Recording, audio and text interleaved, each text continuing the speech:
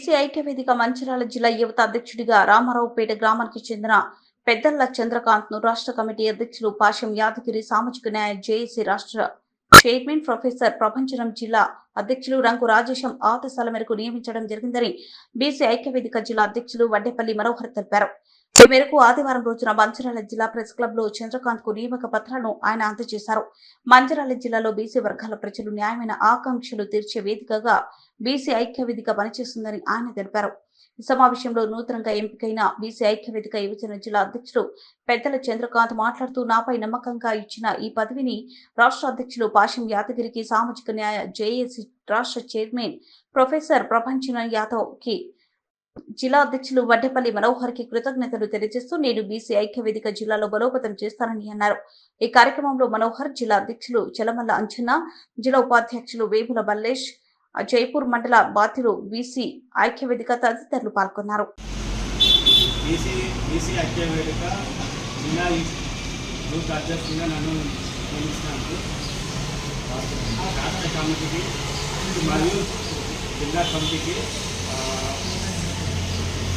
పెద్దపల్లి మనోహర్ గారికి కృతజ్ఞతలు తెలియజేసుకుంటాను.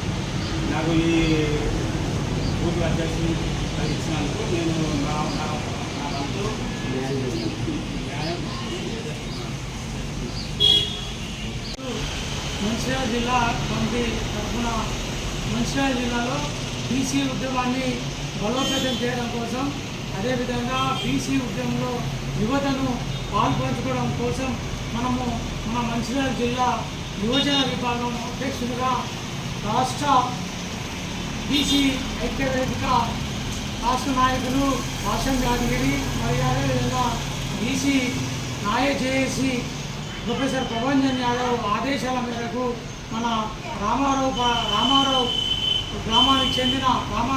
గ్రామానికి చెందిన పెద్దల చంద్రకాంత్ను నియమించడం జరుగుతుంది.